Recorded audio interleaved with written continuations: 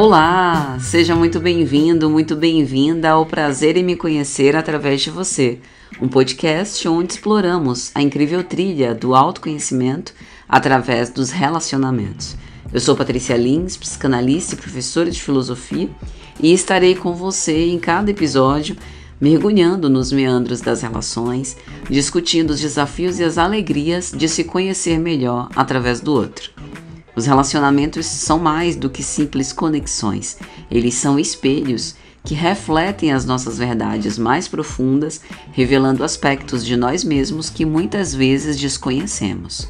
Aqui vamos abordar temas que vão desde o impacto das redes sociais nas relações até como identificar e lidar com comportamentos abusivos, sempre buscando entender como cada experiência pode nos ajudar a crescer e a evoluir. E nesse espaço, nós vamos compartilhar histórias e, principalmente, refletir juntos sobre como construir relações mais saudáveis, autênticas e enriquecedoras. Vamos descobrir como o amor, a amizade, a confiança, a comunicação podem ser ferramentas poderosas para o nosso desenvolvimento pessoal. Então, prepare-se para uma jornada transformadora, onde cada episódio será um convite para olhar para dentro, entender suas emoções e fortalecer as suas conexões. Acomode-se, coloque seus fones de ouvido e vamos embarcar juntos nessa viagem de autoconhecimento e crescimento pessoal. Sejam todos muito bem-vindos ao Prazer em Me Conhecer através de você.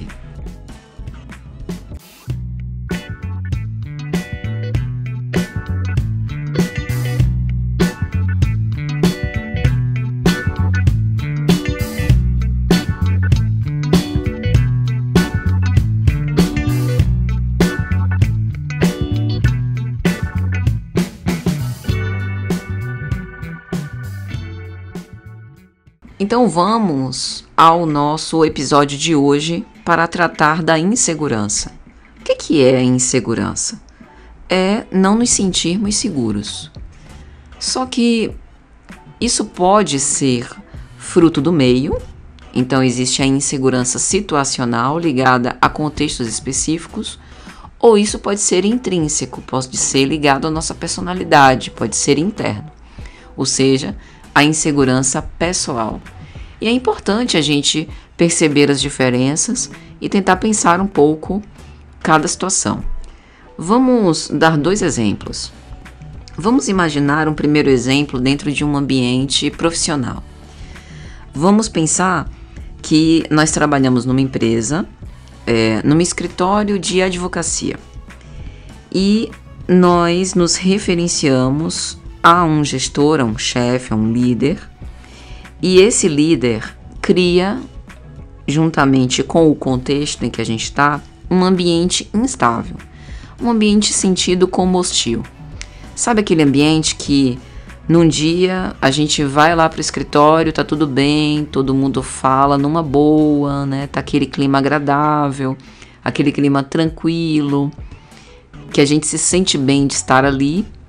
No outro dia tá aquele clima tenso, né? A gente sabe quais são as nossas atribuições e prazos, mas tem uma pressão, às vezes sentida como desnecessária. Poxa, não precisava estar esse clima desse jeito, né? E aí a gente sente que o emprego já não está mais tão certo como a gente gostaria que estivesse. Parece que o nosso pescoço está ali prestes a ser guilhotinado, que alguém está à espreita para puxar o nosso tapete. Então a situação gera em nós essa insegurança.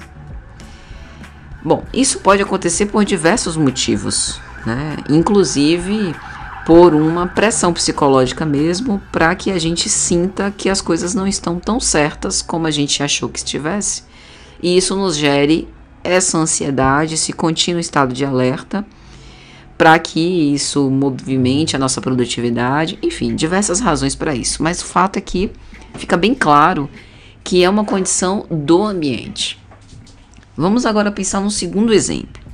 Vamos pensar naquela pessoa que tá tudo bem, né? Tá dentro, por exemplo, né, de uma relação amorosa em que ela tem espaço, ela é ouvida, ela é vista, ela é escutada, ela é reconhecida e acha que tá tudo muito bom para ser verdade.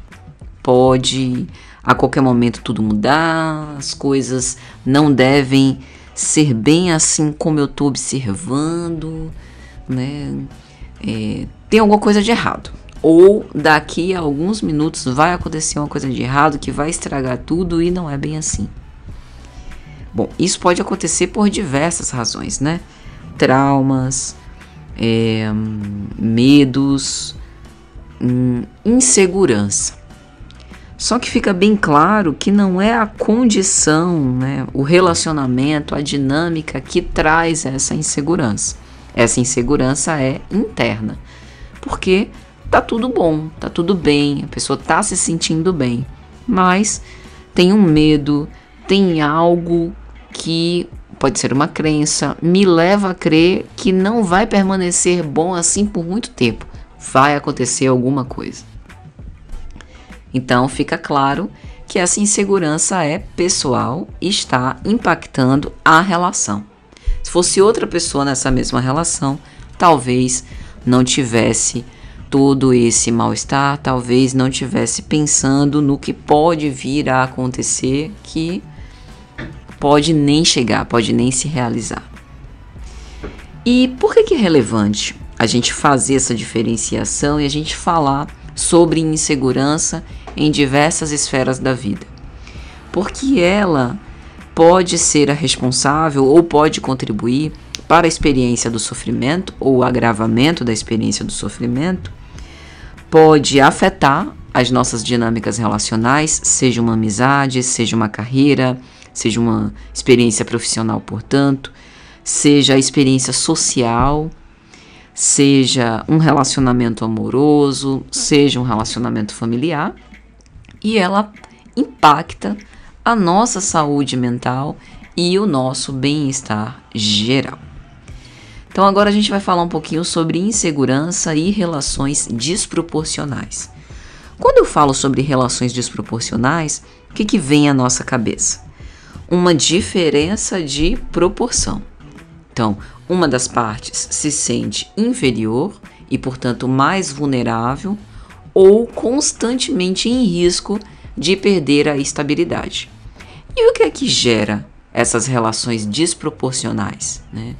É de fato uma condição de inferioridade ou é uma posição na qual eu me coloco ou na qual outra pessoa me coloca e eu aceito permanecer, né? Porque as pessoas nos colocam em posições, as pessoas demandam de nós, as pessoas esperam de nós, assim como nós também nos colocamos, seja porque achamos que merecemos, seja porque achamos que é adequado, achamos que é o certo. O fato é que há relações desproporcionais e essa diferença de proporção tem seus efeitos. Normalmente geram instabilidade, resultando em sentimentos de insegurança. Quantas vezes, pelo fato da gente dar a atenção e não receber a reciprocidade dessa atenção, a gente se sente mal, a gente se sente relegado à segunda instância, a gente se sente desprestigiado, se sente frustrado. E isso pode levar a gente a ter reações de ciúme, possessividade ou até mesmo silenciamento, isolamento, acabrunhamento. Então, por exemplo, né, eu tô num relacionamento com alguém e eu dou muita atenção, eu dou a minha melhor parte, eu faço de tudo para aquela pessoa e não recebo isso de volta. Se eu tenho dificuldade de falar sobre a situação, olha, fulano, fulana, eu tô percebendo que eu tô me doando, porque eu acho que faz sentido para mim. Eu acho que numa relação a gente tem que se doar, a gente tem que dar o melhor, mas eu não tô recebendo isso de volta e isso tá me fazendo sofrer, eu tô me sentindo mal, porque eu tô me sentindo assim, colocado em segundo lugar, porque eu não tô me sentindo também benquisto, porque eu tô percebendo que você não tá aqui, não tá investindo, não tá se dedicando nessa relação como eu acho que deveria, ou como eu gostaria que você fizesse. Então, quando a gente não tem, ou a gente não tem espaço para falar, ou a gente acha que eu não devo cobrar isso de ninguém, eu quero receber espontaneamente, né? Isso a gente acaba atuando. Quando a palavra falta, a ação entra em ação, né? Desculpem a redundância. E aí, às vezes, a gente para e olha assim, mas eu nem sabia que eu era ciumenta. Nossa, mas como eu sou abusiva, como eu sou possessiva. Ai, gente, eu acho que eu tô mais triste, né? Eu tô assim, meio macambúzia, meio assim, sei lá, sem vontade de fazer nada. Por quê? Porque tem palavras que foram represadas, que por vezes nos sufocam, não foram ditas. Às vezes não é nem dificuldade da gente dialogar ou falar sobre o que a gente sente. Às vezes é tipo pensamento assim, não tem nada a ver. Eu não quero gerar conflito, né? Eu não quero problema para minha vida. E às vezes, por conta de uma diferença que se apresenta, o conflito é necessário. Não é que a gente faça apologia à guerra, né? A quebrar tudo, né? Mas é preciso que os nossos sentimentos sejam aflorados, sejam reconhecidos, sejam validados. E aí tem a questão da insegurança intrínseca, que é a insegurança que surge da própria pessoa, seja ligada ao medo de enfrentar certas situações, certos desafios, certas mudanças. Certa vez uma pessoa me disse: mas eu não saí daquela relação porque era mais cômodo. Aí eu perguntei, cômodo ou incômodo? Não, era incômodo, mas era cômodo permanecer, porque era um sofrimento conhecido. Então, entre um sofrimento conhecido e um sofrimento desconhecido, é mais cômodo permanecer com um incômodo conhecido. Você já passou por uma situação dessa? Como é comum a gente passar por uma situação dessa?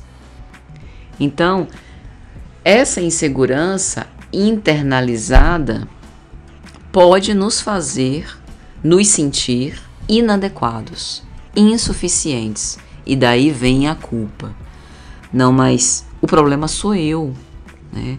Eu que sou insegura.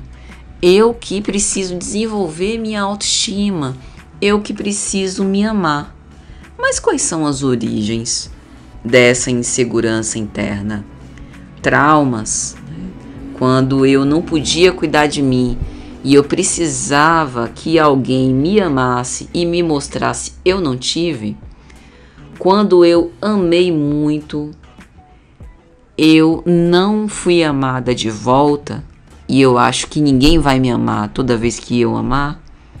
Experiências, portanto, de rejeição. Não é porque a imagem que eu tenho de mim é de uma pessoa que não merece ser amada. E como que isso se manifesta?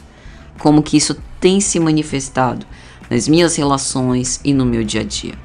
Então, a insegurança, ela surge nas nossas escolhas, né? Por exemplo, eu estou dirigindo, parei com o meu carro, o semáforo fechou e aí o semáforo abriu. Vou ou não vou? Tenho que ir, porque o semáforo está ordenando, deu verde, parte a 1000, está liberado. Se eu fico, olha o problema, buzinaço atrás, xingamento. Vai logo, tô atrasado. Então a insegurança tem desdobramentos sociais, tem desdobramentos da nossa vida prática. Não é só no contexto assim das grandes decisões, né? De decisões assim definitivas, vou ou não vou me casar, vou ou não vou me separar, vou ou não vou ser mãe, né? são as pequenas decisões que geram impactos significativos na nossa vida e na vida de outras pessoas. No âmbito, por exemplo, das relações amorosas, como que a insegurança afeta o vínculo entre parceiros? Comportamentos comuns, como necessidade de validação, ciúmes, medo de abandono. A insegurança é um sintoma de que a relação não vai bem, de que a relação não está equilibrada, de que a relação não atende às minhas necessidades. E por que eu estou na relação? Veja que não é uma questão assim de dizer que o outro está certo ou está errado, é bom ou é ruim, serve ou não serve, presta ou não presta. É uma questão de identificar se ali eu tenho aquilo de que eu necessito.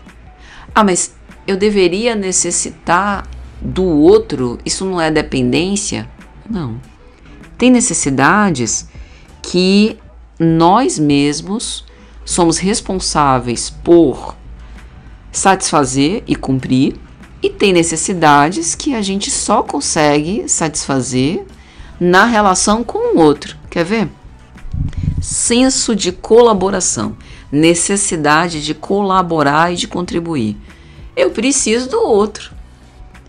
Como é que eu vou fazer, por exemplo, um trabalho de dignificação através do esporte numa comunidade e eu não tenho gente para poder transmitir meu conhecimento, para poder passar minha experiência, para poder dar a oportunidade da pessoa de se desenvolver através do esporte? Percebe?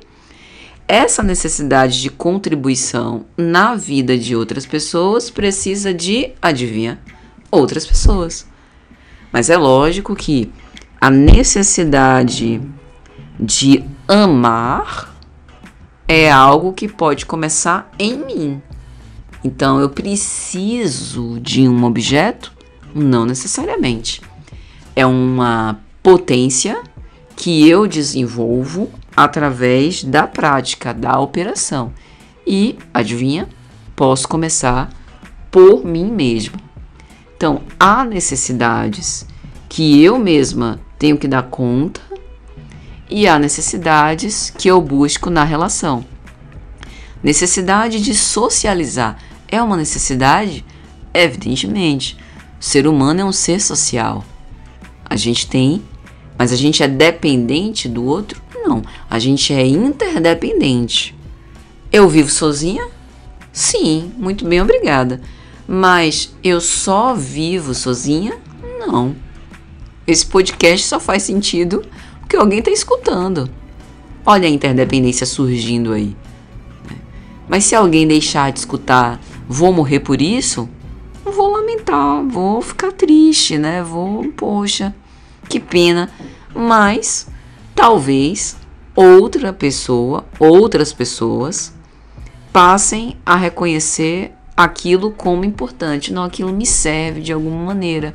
Ou não estou fazendo nada mesmo, deixa eu parar aqui para escutar o que é que está sendo dito.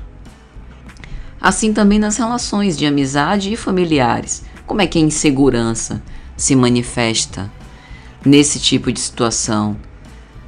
Tenho medo de rejeição social, de desapontar minha família, de não ser aceita pelo grupo? Não, mas eu tenho que me formar em direito. Por quê? Porque é uma tradição na minha família, porque minha família espera que eu venha me tornar advogada. E se não der certo? E se eu não quiser? E se a faculdade fechar? E se eu não der para isso? E se não for assim? Minha família vai se desarticular, se desmembrar, se desagregar, se destruir? Não. Vai todo mundo continuar vivendo sua vida do jeito que for. Então, eu tenho que... Em que está ancorado esse eu tenho que? Nas relações profissionais. Como que a insegurança pode influenciar o meu desempenho no trabalho? Eu demoro para entregar um projeto porque eu não sei se está bom. Eu não sei se está minimamente aceitável. Eu tenho medo de estar errado. Eu tenho medo de ser julgada. Eu tenho dificuldade de aceitar as críticas. E com isso o prazo está contando. Poxa, Patrícia, você demora para entregar as coisas. Qual é o problema? Minha insegurança. Não, você tá doido? Eu vou falar que o problema é minha insegurança, eu vou me despedir. Quem é que contrata alguém inseguro? Percebe? Então, como é que a gente enfrenta a insegurança? Autoconhecimento? Como que o autoconhecimento pode ajudar a lidar com isso? Reconhecer aquilo que eu dou conta, o que eu não dou conta, aquilo que é para mim, aquilo que não é para mim, aquilo que eu quero, aquilo que eu não quero, aquilo que eu preciso ou aquilo que eu acho que preciso, que na verdade é uma falsa necessidade. Aceitar o que está ao meu alcance e o que não está. Fortalecendo as relações através de uma comunicação aberta, da confiança mútua. A confiança se constrói através dos meus atos, dos atos do outro e de como que a gente dinamiza com isso. Buscar ajuda, se necessário for. Então veja, insegurança dá pano para manga. Insegurança tem várias nuances. Não é uma coisa só. O problema é seu, se vira, dê seus pulos, resolva isso na terapia. Resolva-se. Depois você volta, segura para conversar comigo. E aí a gente vai e esbarra na insegurança do outro. E aí a gente repete isso. Bom, agora o problema está com você. Vá cuidar da sua insegurança para lá. E quando você tiver direitinho, você volta aqui para a gente conversar. Será que é assim mesmo? Às vezes parece que a gente está hiperconectado, mas continua ilhado, né? Que tem uma conexão, que é uma espécie de continuidade, que tem a ver com escutar. Não impor ao outro o que eu gostaria, o que eu desejaria, o que seria melhor para mim, o que eu procuro. Mas chegar no meio termo. Só que às vezes esse meio termo é tipo assim, pronto, agora você tem 1 minuto para falar tudo que você quiser e depois eu tenho 1 minuto para falar tudo que eu quiser. E ninguém se escuta. Só tem espaço para descarregar, mas não se elabora a partir disso. Então, minha gente, já caminhando aqui para o nosso encerramento, veja que coisa. A insegurança, seja ela em consequência de relações desproporcionais, denunciando desigualdades relacionais ou por medos internos, não define quem nós somos. Todos nós, em algum momento, enfrentamos dúvidas e incertezas, isso é fato. Mas na coragem de encarar essas inseguranças que a gente encontra o nosso verdadeiro valor, aquilo que realmente é importante para nós e de que a gente tem verdadeira necessidade. Então é importante a gente se permitir ser vulnerável com cautela para não ser feito de bobo. Conversando sobre o que nos incomoda e estando aberto para crescer com cada uma dessas experiências. Veja que a questão é um caminhar, é um ir seguindo, nos apropriando do que a gente vai percebendo e do que a gente vai aprendendo nisso. E aí, o que vocês acharam desse tema? Já passaram por situações como as descritas aqui? Então compartilhe a sua experiência com a gente, vamos continuar essa conversa. Eu agradeço muito por sua atenção, por ouvir, o prazer em me conhecer através de você e te aguardo na próxima com o tema autocuidado emocional. Não perca!